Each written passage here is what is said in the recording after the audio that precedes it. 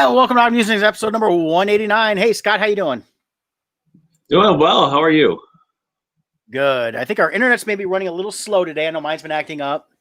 I don't know how yours is over there, but I think So far, it's been okay. But we'll see. Who knows? Well, we know there's a cyber war going on the internet that we don't even know about. So who knows? Exactly. So how you doing today? I'm doing well. Doing well. Just as I was getting ready, for my morning routine to get on here, we had a client who called and they're ready to do their key exchange. They sold their house through us, and then they've had what's called occupancy, where they get to stay in the house for a certain period of time. And today is the day they're ready. They're moved out and ready to give the keys over to the buyers. So I suddenly had to do a slew of paperwork and getting that all ready. So got it done just in time. Again, just to see the opening credits here. Yeah, I figured, well, it's got time. We had a chance to talk beforehand, so I figured you must have caught up in work. So I figured let's get things started. And let's knock some of these real quick. Worked out perfect. Got to do some ad reads real quick. So we do have our larger Family Chiropractic Center PC. That's located at their website there. Neat thing is you can kind of see right here. This is, you can actually click to call Belleville or Dexter locations. They're in Belleville or Dexter, Michigan. But at Larger Family Chiropractic Center PC, they do take great pride in providing the finest chiropractic care to each and every patient, offering on-site digital x-rays, massage therapy, orthotics by foot levelers, young living essential oils, aromatherapy, full line of items, all in a family-oriented environment. You can give them a call at the Belleville location at 734-697-4244. If you go to the website, you can click either one to get connected to them. And of course, if you're already there, then you know to go to LaurierFamilyChiropractic.com, where you can check out everything they have going on, including stuff for new patients, online forms. They have services, spine simulator. They talk about their fees. Nobody likes fees, but they take all the insurances, so definitely check them out for that. So Larger Family Chiropractic Center PC. Check them out. They're one of our great sponsors. And then we also have Team Titans Real Estate. Why? Because you matter. That's right. Team Titans Real Estate, we utilize the latest in tools and technology to maximize your home buying experience, but we never forget, at its core, it's still a people business, and that's what we focus on. We focus on you, your goals, and every single person has their own specific goals and needs for their transaction to be the most successful transaction for them. So we don't take a cookie cutter approach. That's why we take the time to know you and tailor the experience for what you need. And everyone's different. So that's what we do. So give us a call. Right there on the screen is our joint number. That's 586-232-5144. That's our, you call that number, it rings both of our phones, and you don't know who you'll get. It's kind of like playing the lottery there. If you win, you get Jill. If you lose, you get me. That's right. So, but give us a call. It's a new year. Things are going to be, who knows what things are going to be with real estate coming up. But right now is what you do know. Right now, it's a great time to sell. It's a seller's market. Interest rates are low. So give us a call. We will guide you through the ins and outs of real estate. Yeah, there's a lot of stuff going on. I without being effectively in real estate, when I'm out and about all day long doing shipped, I noticed signs here and there, and I'm seeing less and less signs going up because I think the houses are selling faster than they can get the sign posts put in.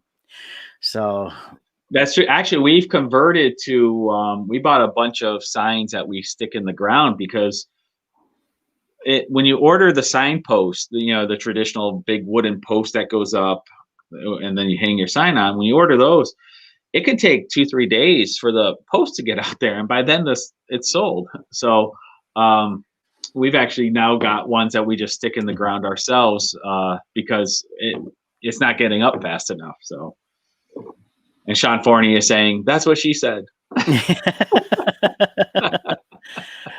Yes. But yeah, so I mean, there's Jill's daughter just this last weekend there, we celebrated her 17th birthday. She was turning 17, and she is a massive Office fan. So I had bought her this little keychain thing with all these different Office sayings. You push the button and you hear them, and I think I got to get one for Sean. There you go. Yeah. So Very cool. So yeah, so not much else going in my world for Shipped. It's about the same. They're making some changes within Shipped that are good for us as shoppers.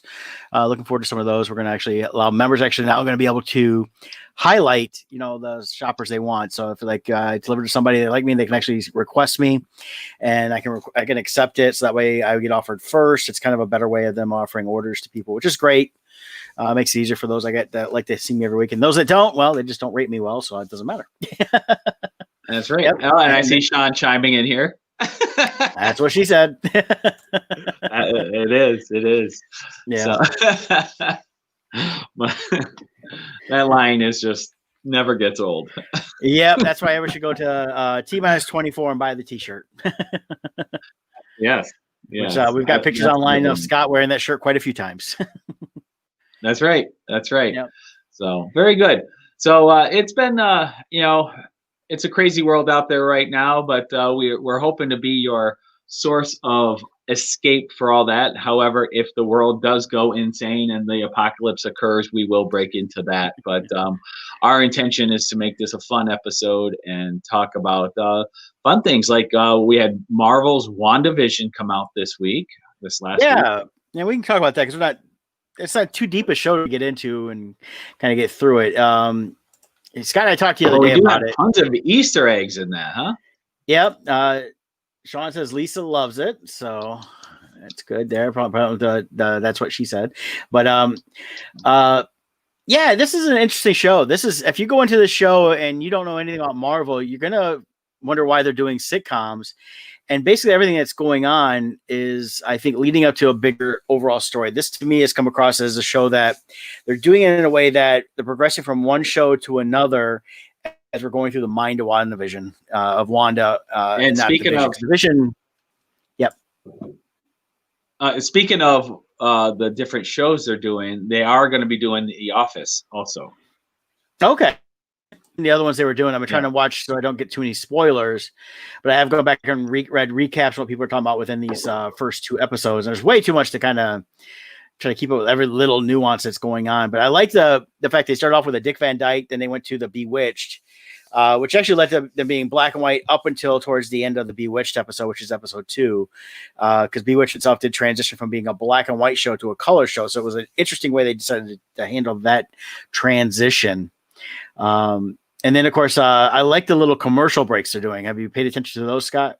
Yes. Yep. The commercial breaks have been fun.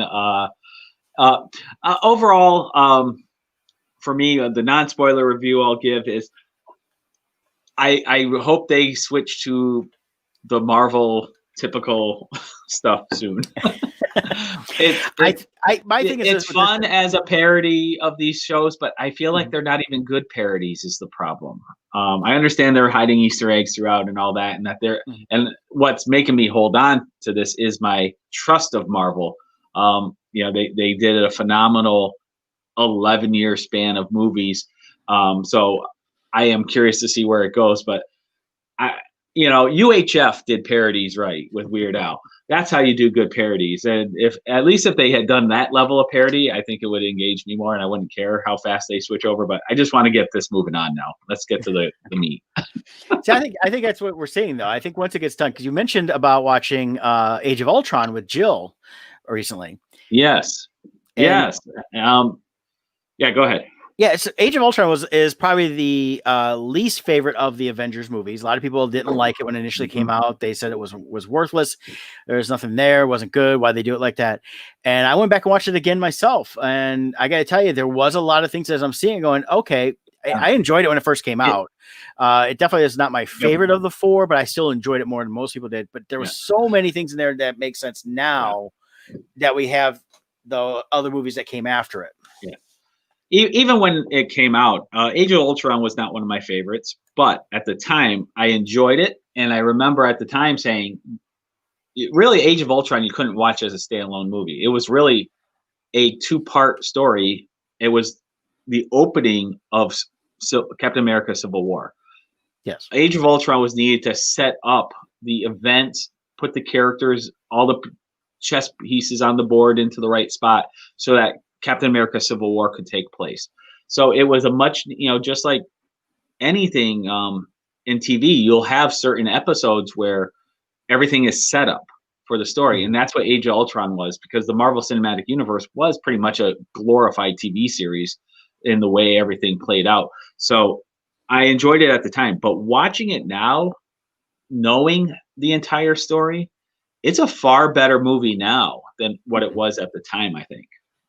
Yeah, and that's what I enjoyed about that too. Was like, okay, this makes sense. This makes sense more. You see what's going on here. You know where things are leading to, and yeah, I agree. It was kind of the prologue to Civil War, which I mean, Captain Right. America: Civil War was an Avengers movie in itself. It just was called Captain America.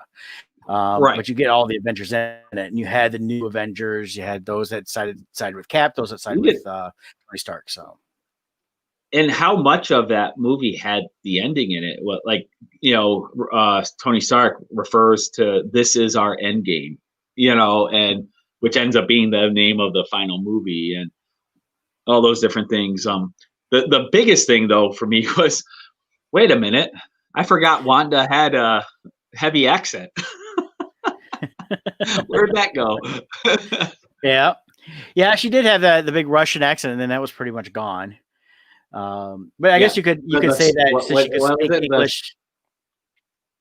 The Slovakian, it was like a Slovakian. What was the name of that town that went up in the air? Well, anyways, it was like Slovakia or something like that. Now I did read an article where they said it was intentional, that they've been reducing her accent through the movies because she's around Americans more. But I know people who came from other countries and they've been living in the States for 30 years and they still have heavy accents.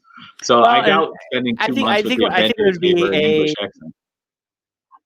No, but I think it would be an intentional thing. There are people I know that, should have an accent and they don't. And part of it is they intentionally been working on their American accent to where it became more natural to them. So either way on that.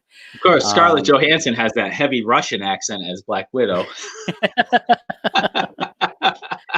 Well, them secret op black Russian agents and all that stuff. They worked hard to get rid of that. You can go watch the John Travolta movie from the late 80s, where they find out they're coming to teach the Russians. They don't know the Russians how to be American in the small American town.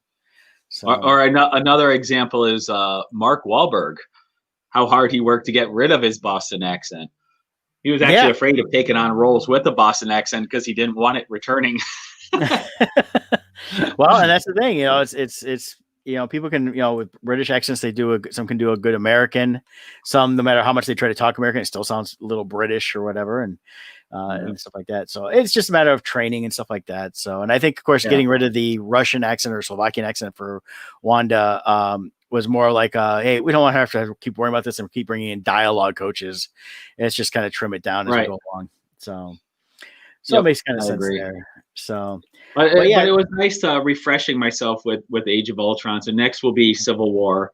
Found out Jill didn't see that one either. It's like, what rock have you been hiding under? What is this?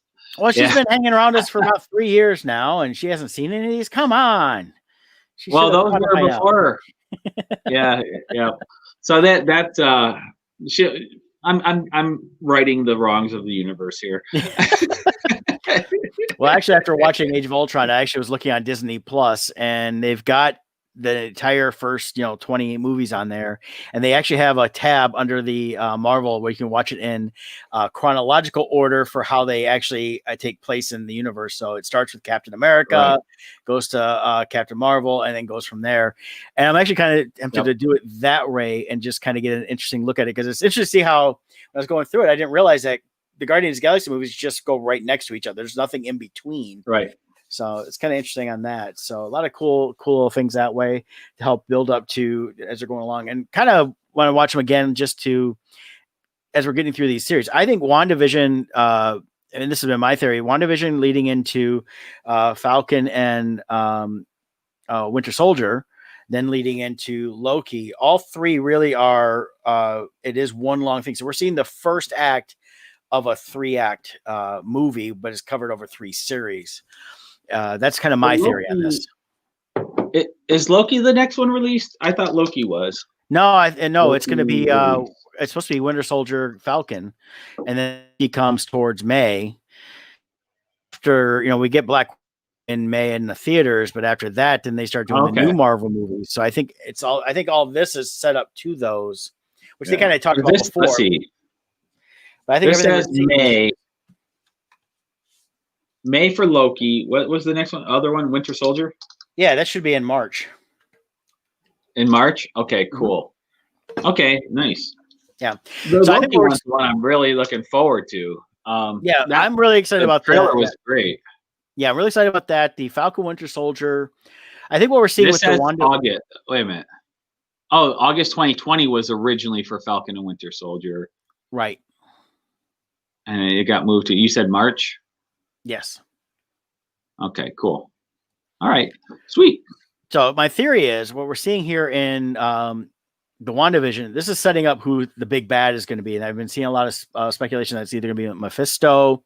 There was talks that it is, and I'm not finding the name right now, but in the comics, it was Wonder Man's brother who went after them. So actually, Mephisto would be a great one if he's coming in, because we got the rumors of the Fantastic Four coming about and all those things too. And he was a great villain in the Fantastic Four series.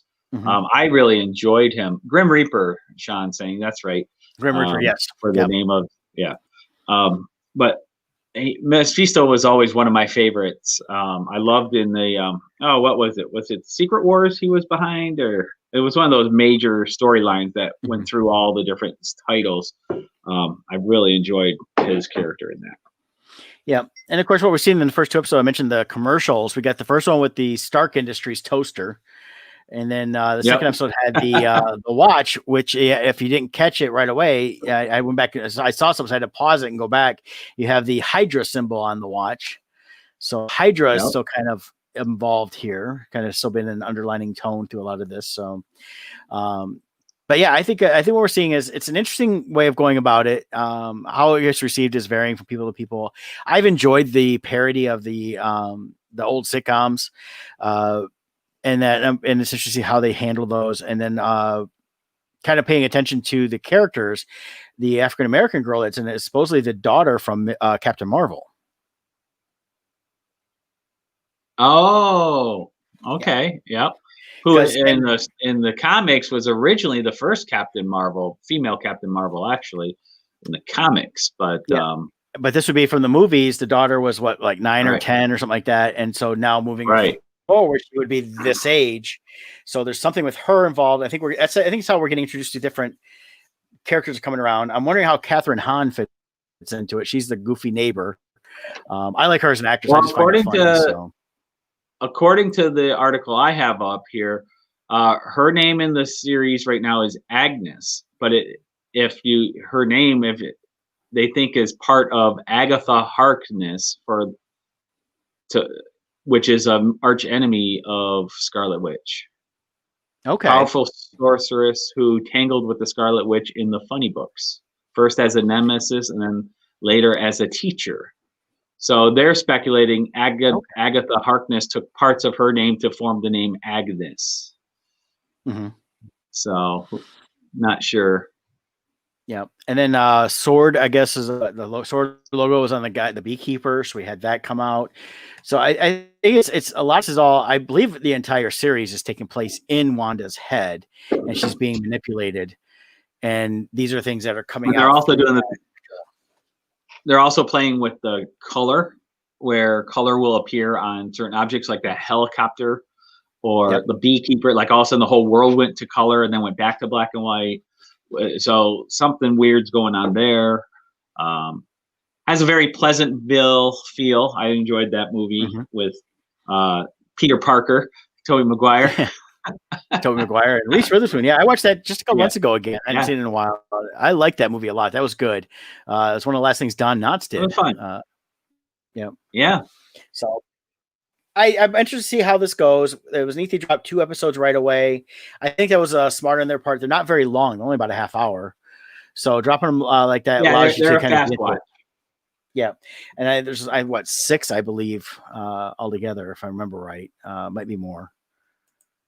So I'm wondering if they keep cutting to like this radio and like there's somebody listening in, some organization or something who they're saying who's doing this to you.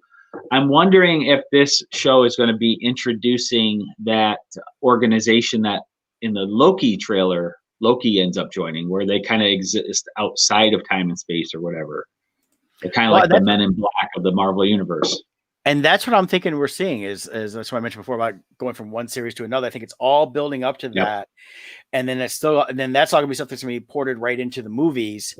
So instead of having, like 5, 6, 7 movies that would finally build up within the Hydra, they're doing it right through the series to kind of boost that.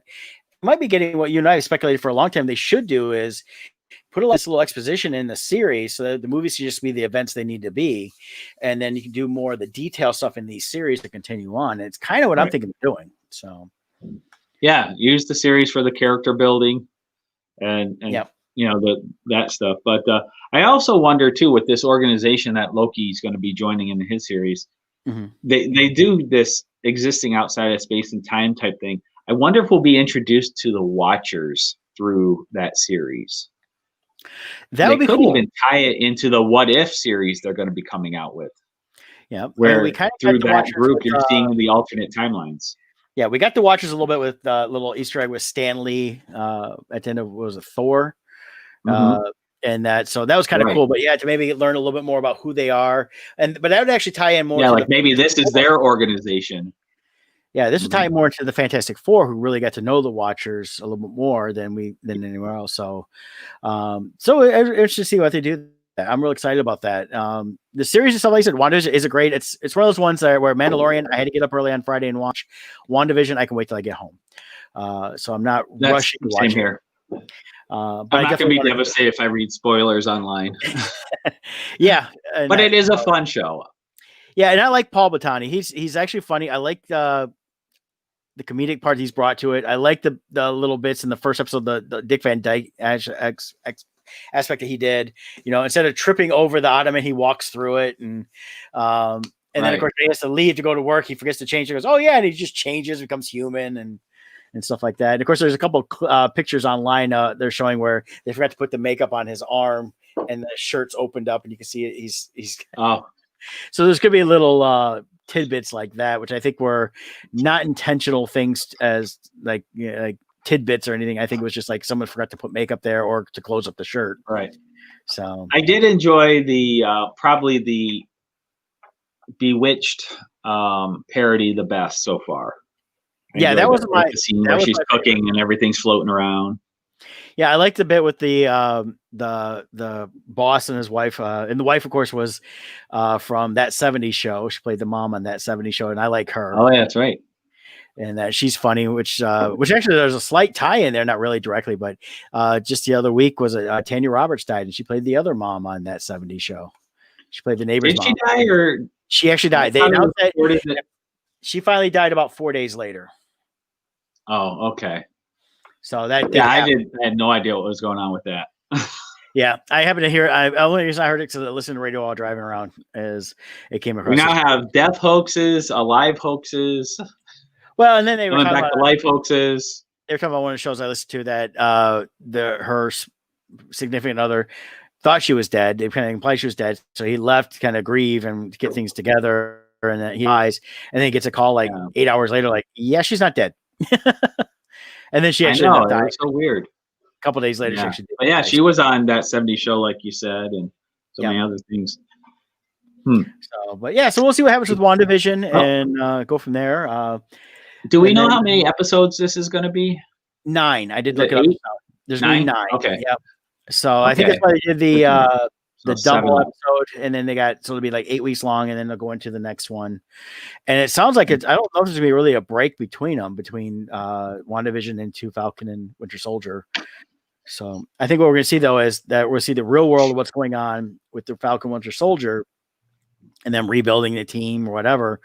And then the Loki part will be, like you said, I think it'll be more of the alternate time stuff, the time loop, bringing in different things. So it's going to kind of connect to the different worlds and part of the multiverse and universe. So I don't know if you recall or not. I don't recall what the timeline was, but I believe, as far as release order, the TV series were supposed to come out before the Black Widow movie originally, Well, I thought but I Black Widow can't was remember May. the order. Well, Was no, Black Widow supposed to be first? yeah, I think Black Widow was May last year. Okay.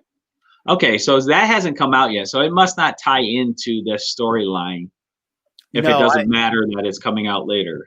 yeah, I think all of this is for Black Widow is she deserved a movie. They're going to do a movie. They're telling more of her origin and giving her the full thing they should have done probably like 6 movies ago. Right. No, Interesting. so I'll be interested in that. So, outside of that, I mentioned to you the Netflix has got the movie a week coming out on their thing. I watched the Outside the Wire with what's his name plays Falcon. Anthony Mackie. Anthony Mackie, yes. Yeah. Watch it. See if you might enjoy some of the things. I felt the acting was very flat. I thought the story was kind of just blah. They kind of just like hobbled together an idea and ran with it. I really wasn't impressed with it overall. And I'm hoping that's not going to be the trend for all these movies coming out. Yeah, well, unfortunately for Netflix, I think they are focusing more on quantity than quality now. Mhm. Like according to this article here, for instance, I don't know how accurate this is, but this is saying they're going to be releasing 45 new original movies and series in February. I mean, that's a lot of content in 1 month. Well, one thing I noticed they're doing is a lot of stuff coming out is not stuff they've specifically made for the American market. It's stuff they've bought from overseas. Right. They're just now releasing it into the American market. So I think that's where they get the numbers at. And plus, streaming Correct. is the way to go because nobody's going to the movies right now. Even though the theaters are pretty much open and that. But But yeah, with putting out so much content, it's like, are you really putting out quality now? well, and that's why I I mean, worry here about you can see how much stuff they're putting out here week, yeah. Day by day almost. Look at the 11th, 4 things, the 12th, 5 or 6 things. Like, every day, bam, bam, bam, bam, stuff is just coming out. Yeah. But hey, February 17th, Meat Eater, season 9, part 2. I don't know what that is. Well, I see that's the part of the thing. It's like stuff like that. It's like you see these series pop up. It's like, where's this been? Oh, it's got like 5 seasons. Well, they're porting these stories, these shows in. So Right. even though it says, oh yeah, part 2, that's probably when the entire series hits for us here in the States and that. So, Doug, I don't know if you've seen Alice in Borderlands. I have not seen Alice in Borderlands yet. Alice in Borderlands. I've seen it pop up on Netflix. What that is? I haven't watched that yet. Alice in Borderlands. Is that tied to Borderlands like the game or? No, I think it's just something they use. I don't think it's tied into the game. If there's a Borderlands game, I probably would see more on that because that's a pretty popular series for games. Yeah, that's really popular. Let's see here. Here's something about it. Alice in Borderland season 2 release date. Okay, so it's a series. Here. Yeah, so it's a series. Everything we know so far. Netflix just renewed series just 2 weeks after it dropped, offering us an awesome Christmas present. So usually takes 14 to 18 months for a new season to drop. So they're guessing like, February 2022. Well, that's like Cobra Kai. They bought it, they aired it, and then hey, season 3 is coming just a couple months later. So yeah, it's like that. So yep, I did not see that.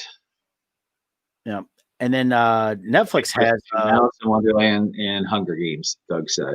Yeah, Netflix has a movie coming out called The White Tiger. That's coming out in the next this Friday. Is it about Joe Exotic or whatever his name is? Actually, it's an Indian film, it looks like. An ambitious Indian driver uses wit and cunning to escape from poverty and rise to the top. It's actually in theaters right now. So I don't know. I don't know if they could top the Indian Spider-Man movies. Oh no, those are great. Good old Bollywood in there. No one does action like Bollywood. Yeah, but yeah, I'm curious. Like I got a list here, IGN. Let me see if I can share that screen there.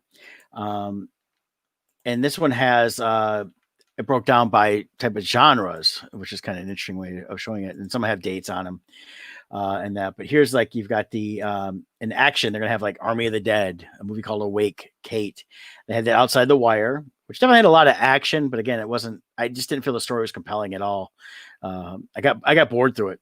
And then Red Notice and Sweet Yeah. Girl, the action movies. They have a few Yeah. horrors. They got like An action movie you should not feel bored in. That's not a Yeah, good I mean, review if you're feeling bored in an action movie. yeah, it felt very redundant in a lot of ways for going about stuff. So, Yeah.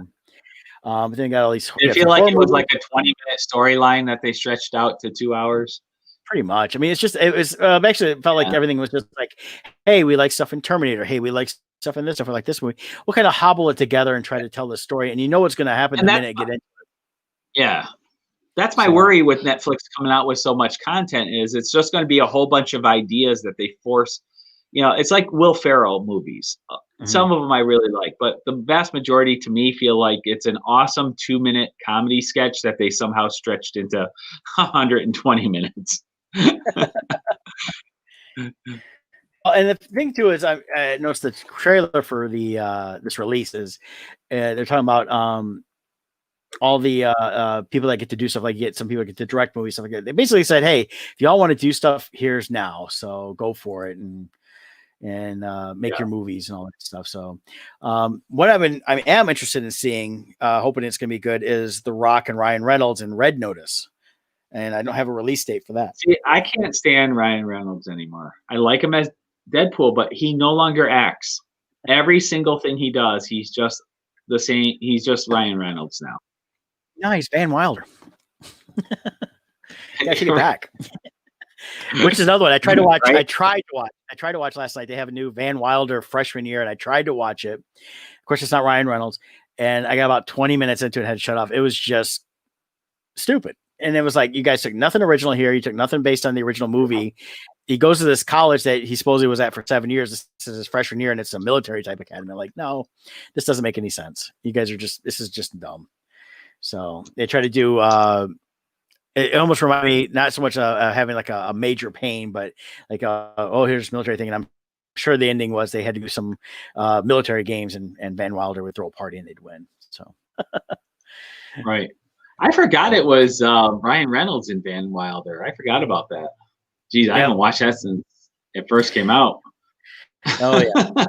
But as you see, there's a whole bunch of stuff coming out. So I think again, we're seeing a lot of crap. I think there's gonna be some decent ones in there. We'll find a few hidden gems as they come around, and some are just I think they just bought a bunch too, and that's why this thing a year. So I mean, it's like they talk about the movie a week coming out. They've got Rise of the Oh, Teenage hold Mutant on, hold on. You on that list? Wait, go back. I just saw. There it is. Troll Hunters: Rise of the Titans. Ooh, I like the Troll Hunter Yes. series, so I will keep my eye out for that. I wonder what that's Yeah, going to be. and that's one of their original series. So that's what I was getting at. They got like that coming out. I think that'll be good. Loud House is actually a Netflix series. They got a movie coming out of that, so the kids will like that, because that's of course for the whole family right there. They got a couple of musicals coming out. They got a Western, The Harder They Fall. Things like that. So a lot of this, though, it feels like going to the movie, the old video stores, which of course they're all now closed since Family Video filed bankruptcy, and you're just trying to find something to watch, and all the new releases are gone. So you find all the new releases that are from alternate studios you never heard of, and that's what about 90% of this feels like.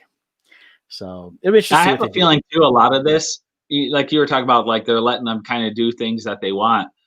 Mm-hmm. Netflix, to do this volume, they only have so much money, and they're getting really huge names tied to their things. So I wonder if that's part of how they're paying people, is like, hey, you come do this, we'll give you those dream projects you wanted to do. We'll go ahead and fund those too. You know what I mean? Yep. So that they get to do those projects they wished they were able to make. Because even us as creators, you do the artwork that sells, but then you have that project in the back of your mind. You're like, God, if only I had time to do that. And you don't do it because you're too busy making money on other things and doing other people's projects. Like they got The Rock. I'm sure The Rock has his own story in his head that he's like, oh, if only I could make this someday. And that might be part where it's like, okay, I'll take a little less pay to do this, but in exchange, I'm going to get my dream project. So those are the kind of deals they might be making to get this kind of volume too. Yeah. Jody's chopping in. Hey, Jody, she's a friend of mine I met down at Universal a few years ago, and she lives in the Dakotas, I believe South Dakota, if I'm remembering right, Jody. And she's diving into her massive DVD collection to watch movies and series worth revisiting. on networks. Yeah, I agree. I've been kind of going through trying to find stuff I want to watch, and I start stuff and stop it right away because it's just a lot of crap, a lot of just bad acting all around. I agree. So many shows I'm stopping at about 15 minutes in. I'm just like, oh my God, this is awful. So and I too also it's like let's look at what do I already have? Let's rewatch Marvel. Let's rewatch Star Wars. Let's do a Harry Potter marathon. You know, let's do that. It was funny the other day.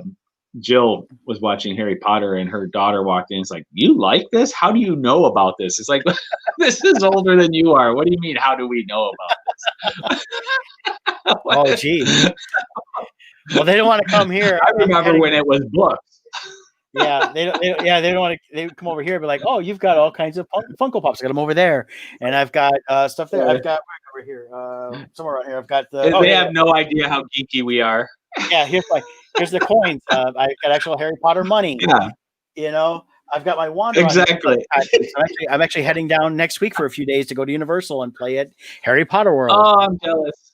Yeah, I'm jealous. Yep, I want to get out there. Couple friends. Oh, actually, I wanted to get your input on this. Remind me to get back on that topic. Go ahead, finish what you were saying. Yeah, I had a couple friends. One of them, she's a ship shopper, and her and her husband are going with me, and she's been wanting me to go take her down there and be her tour guide. Because I told her how I've taken you around, Vinny and Lisa, and so we're leaving on a Thursday. We're gonna go. We'll get about a half day there. We'll get all day Friday and Saturday, and then a little bit on Sunday before we come home. So it's just a quick trip down. And she's been once several years ago when her daughters were younger, but she decided, no, I want an adult trip. I just want to have fun. And I told her I'd bring my wand so we can do magic and we can have fun and ride all the rides. We'll probably do the run through one day on Friday. And then Saturday it'll be kind of just hitting everything we want to hit as many times as we want to hit them. Things like that. I'm hoping to get them on Hagrid's a couple times. It won't be running, but they got the new. You love that Hagrid's. It's the best ride in the park. I'm telling you, man. Ever. I agree with Lisa. Best tour guide ever. Yeah. Well, I will tell you this. I know you hate roller coasters.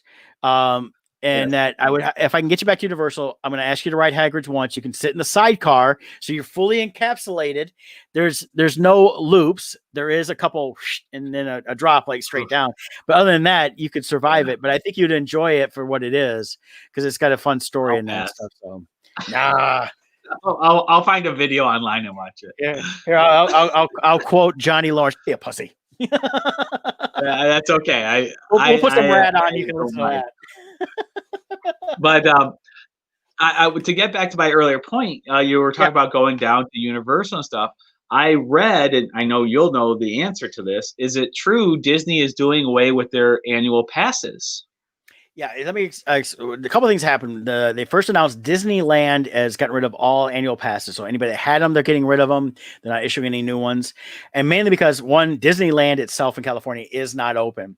When it opens up, they're going to be doing, limited. They want to make it fair for everybody. They don't want to be rushed by all the pass holders, because literally in the state of California, it wasn't very expensive to get the passes overall, and they had like about 1 million pass holders. Is what I was reading online. Even if they had just 100,000, it's a lot of people that could start storming it and be there all day long. So they want to have an opportunity for everybody to start coming back to it as they open up, because California's going to be slow opening again. And when they do, they'll be at 25% capacity. So it's not very much. There's small parks at the California Adventure and Disneyland. Disney World is allowing people that currently have annual passes to keep them. They're not selling any new ones. They're still at their capacity. They've increased capacity, but I don't believe they're at 50%, but I know they've increased capacity on the rides. They're allowing more people on the rides than they did before. So, something like that. So it's, this is something I think the annual passes will definitely come back in a couple of years, because there's always been this talk of the pass holders aren't the money makers, blah, blah, blah, blah, blah. They still generate a lot of money for them, and having most pass holders are the ones that live And I got to imagine too, like movie theaters, they make their money off of merchandise and off of food and drinks. So even if you are a pass holder, you're still going to need food and drink. You're still going to buy things for presents or other things and shop there while you're there. So because there's so much more to Disney than just rides too. They have like shopping all over the place, and all kinds of stuff. And the pass holders, a lot of them are people that go in and buy the pins, they go buy the toys.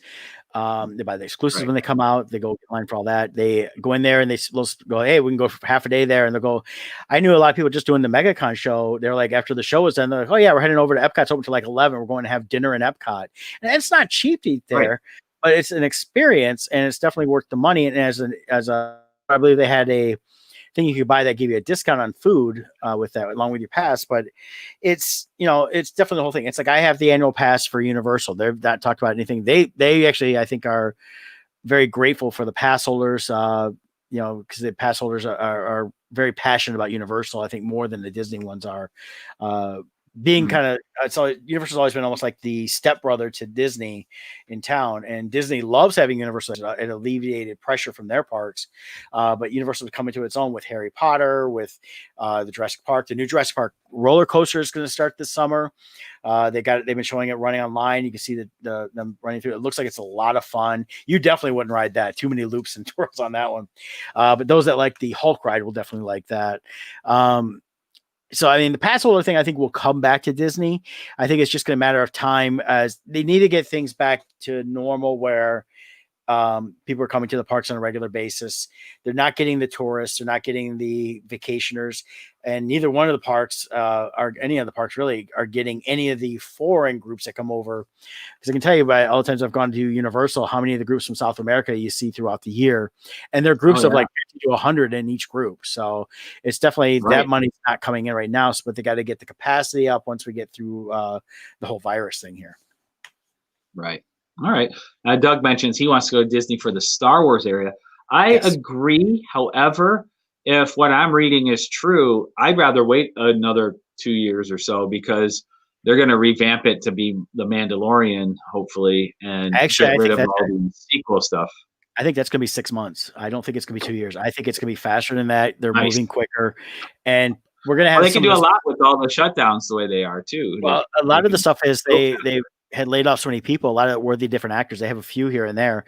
All they're going to do is just switch over to having the characters that walk around, and then a couple of the ride stuff they can easily change. They change those up fast enough as it is. The Resistance ride will probably still stay tied into the sequel movies, just because it's animatronics tied into that. But they can definitely, with the original Star Wars ride there, some of the video on that. But I think a lot of the changeover is more of the walking around characters than it is going to be in it. So you're not going to see as much of the First Order. They're going back to some of the classic Stormtroopers. I think you're going to go to Mandalorians. So we'll see the Mandalorian. I could see them building a Mandalorian ship or something like that, or go more with the classic X-Wings instead of the new X-Wings. I could see them having the new TIE fighters, where they fold the wings to land. I could see those things appearing. Yeah. Doug was saying his aunt was a part of. We need a life-size Slave One. That'd be fun. Now they could do that in Florida. They couldn't do that in California. There's not enough room. Right. But Doug was saying his aunt was part of Universal. She helped with Moe's Tavern and the Leaky Cauldron bars. Both places I really enjoy. Yeah. You can go to Moe's and get a flaming Moe. And you can, of course, the Leaky Cauldron, you can go there and you can have something to eat and you can get a drink. Butterbeer. Yes. So butterbeer. I love my butterbeer. Yeah, the Leaky Cauldron is a fun one. I like going there for breakfast sometimes, and that's always fun. But yeah, the butterbeer, actually the best butterbeer, in my opinion, still is when you walk into Diagon Alley, you hang a right, and you go over to the corner little area there, and it's kind of an open little stand-in bar. You just walk up, get your drink, and walk away. Very good. Yeah, that they have that little ice cream shop there too, next to where the dragon is up on the Florine Fortescue. Yeah, you can go there and get some butterbeer ice cream as well as other ones. I'll be taking Jackie and John there for that. Because Jackie wants the full experience. And I told her, I said, nice thing is Thursday. It's going to be kind of that wander around. I'm going to take her right to Diagon Alley so she could check that out. Maybe we'll catch a couple of the shows if they're still going on. Because the parks are only open on the Thursday and Friday where they're studio side till 5 and the Islands of Adventure till 6. But on Saturday night, they're open later. Saturday and Sunday, they're open a lot later. So it's kind of nice. So. But yeah, so I'm excited about going back to the parks. I haven't been in a year now. It'd actually be almost exactly a year since I've been. I know. Can you believe it? We are quickly approaching that. Yeah. In fact, the time last frame. time I was there, that Sunday was Super Bowl Sunday, and our good friend Kevin Miner was in town for a convention for his job. So he had that Sunday. They had done set up Saturday, so he came out and hung out all day Sunday with us. We did dinner with his coworkers at the Hard Rock and had a great day that day. It was a lot of fun. So a lot of cool stuff there. So trying to think what else we got to cover here. We've covered quite a bit. Exactly. I'm just typing a quick text about that key exchange I was talking about. They're asking about what Okay. time, so I'm just quickly responding and not trying to be rude here. Oh, work never stops and that stuff. I know I was talking about. I watched on HBO Max. It was The Flight Attendant with was it Kaylee Cuoco from Big Bang Theory.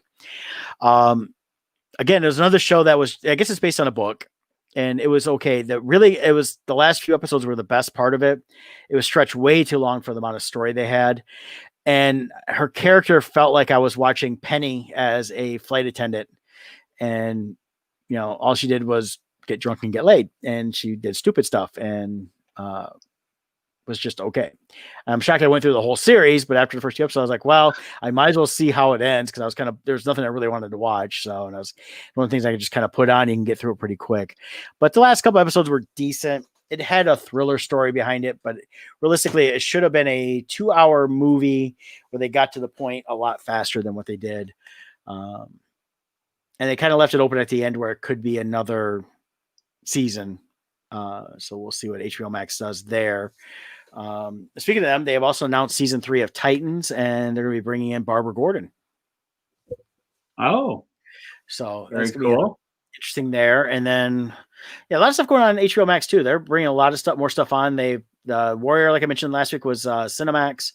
I'm noticing dropping a lot more of their series and TV shows, movies and stuff like that on there too. They're really going all. In fact, they're also the ones that everything coming out this year on the Warner Brothers movies in the theaters, they're doing the same day release on HBO Max. So not just Wonder Woman, they've got like Dune, Matrix was announced for that. A couple other Tom and Jerry animated movies coming out, things like that. So Red Hood. Yeah, I've heard Red Hood too. I'd like to see that. That'll be good. I like Titans. I was surprised how good Titans was the first 2 seasons. So, but yeah, HBO Max. It's kind of interesting with the release the same day as theaters.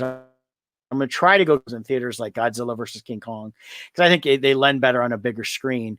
But I think the neat thing is, then after I see it in the theater, I can actually watch it again if I want to, and see it again without having to go back to the theater and pay for it again. So it'll be interesting on that. I personally am hoping that this isn't the new trend, because I don't want them to get rid of theaters, because the theater going experience is just that. It's an experience. So definitely. And Scott's taking off stuff. That's my big. I know. I'm definitely worried about them. We can't have the theaters go away. They're such a great experience, and it'll be sad if they do go. I did notice an announcement. I think it was Imagine, but for an upcoming MMA fight, you could get tickets to watch it on their screen. So I hope this might be. We had talked about this a while back, where maybe they could do some kind of season passes or live events, or where you can have these group viewing events. So that would be really cool. Yeah, I think that would be a great way to continue on the theater tradition. I mean, the nice thing I like Imagine here is we've got comfortable seats. So a lot of them have heat now, as well as reclining in that. But I think we talked about this when we were watching Game of Thrones in the second to last season, even with that, we'd like to see these in the theater on the big screen, having them do that. It'd be great. So I know that here in Michigan, they're doing a drive-in theater downtown for Imagine. They're doing something there. I'm not sure the dates on that, probably pretty soon. I'm not sure what movie they're showing. So, something I think that would help the theaters is to do those events. I mean, they've been doing Fathom events for a long time, which are some concerts, Broadway plays have been put on through that, special event movies, things like that. But I think it would be a great way for, just Netflix, HBO Max, all these ones that have these great series say, hey, we're going to broadcast this at the same time it would normally air, or ahead of time before it goes on our service. You can catch this out. And And I know they've done that like just for premieres. I mean, they normally a premiere they would have a premiere for like Mandalorian. They would show the first couple episodes, for a crowd just to kind of get the hype out there. But I'd pay the $15-20 to go see some of those in the theaters. I agree. Seeing the Mandalorian on the big screen, I would love to. I would go out for the whole season. Gladly go. Yep. I would go to midnight showings every Friday night or Thursday night into Friday morning to watch it. That'd be great. I think it'd be fun. So what's coming up this upcoming week? Anything exciting for you? And no, I'm back to work on Friday. I work, pretty much Friday through Mondays anymore. One thing I'll talk about is this. I spent this last year really working hard with Shipped, with no Comic-Cons. I've been putting a lot of time in. Right. And as of Friday, I will be credit card debt free. Isn't that a good feeling? It is. That is awesome. It took me longer over the last 3 years than I had hoped it would, but at the same time, in the 3 years since I started working at Shipped, I did not incur any new debt for credit cards. I mean, I got new debt in the car. But other than that, I've been paying everything off and going hard in that. And it's still allowed me time to go do things. Like I can still plan like going to Universal like next week, things like that. I was able to budget that. So, and that's been, a good thing. And as we're going into a new era here in America, I definitely wanted to try to go into it as debt-free as possible. I didn't want that looming over me as much as possible. And I'm start banking more money and saving more money.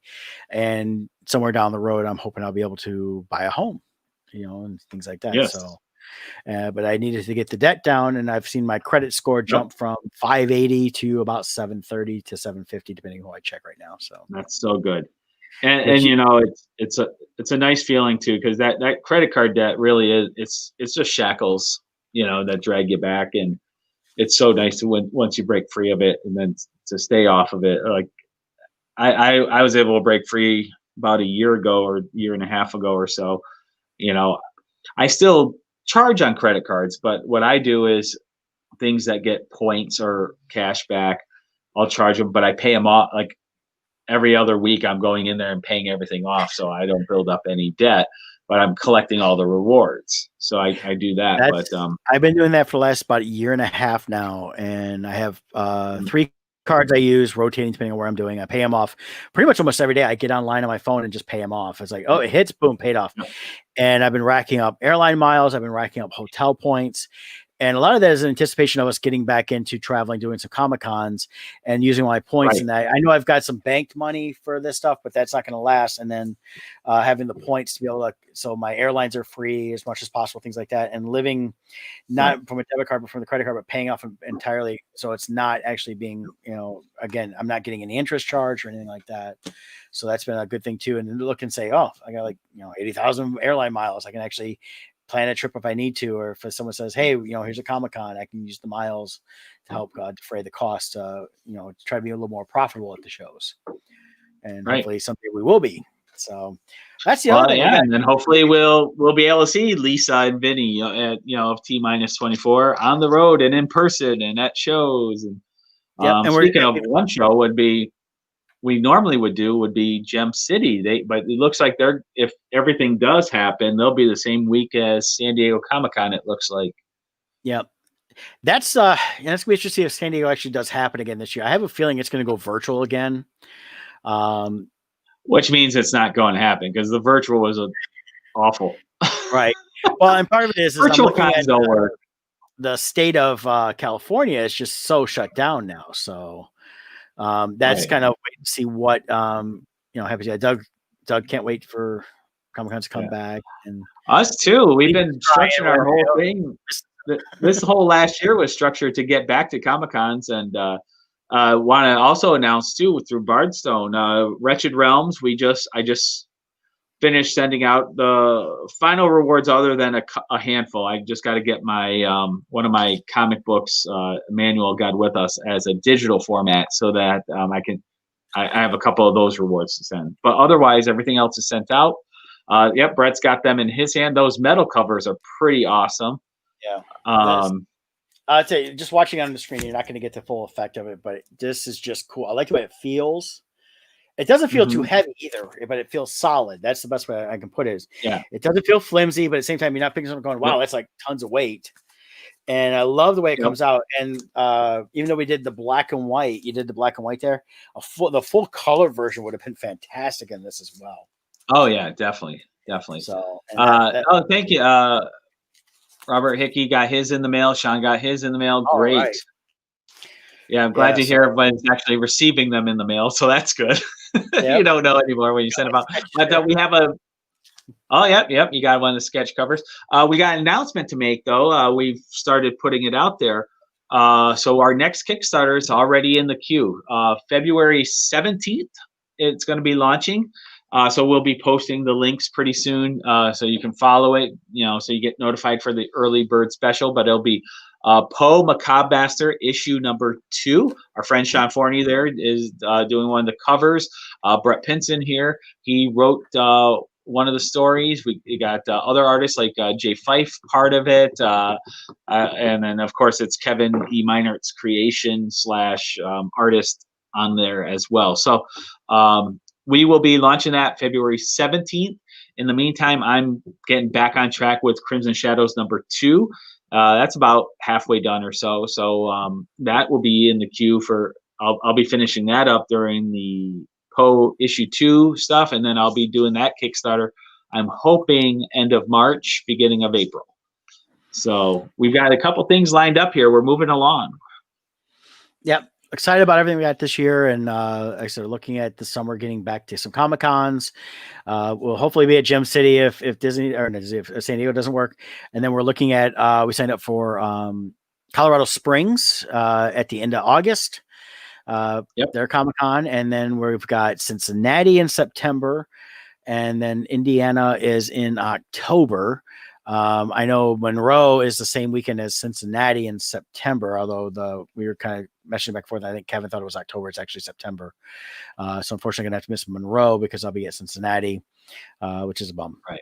And so we'll have a few this year, hopefully, and then we're waiting to hear about Akron. If they're gonna be able to have theirs, but that's not until November. I'm hoping we'll be able to see those guys again, and then we'll look and see what else fits in the schedule. We've got no word on Motor City Comic Con yet, so we'll see if that one happens this year. But it looks like everything's getting pushed mainly to September and October. Yeah, because Motor City, they usually make their announcements in the new year, right? Beginning of January, don't they usually? Well, considering that the up? facilities have not opened up, I think that's what we're seeing. Right. Is they're not booking anything at this time because they don't know if and when. Typically, they would know in a normal year. Don't they usually in January make January 1st? Yeah. So unfortunately, and they're typically the weekend after Mother's Day. Correct. Right. Okay. Yep.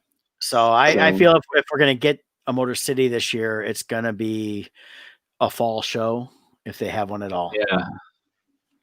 Yeah.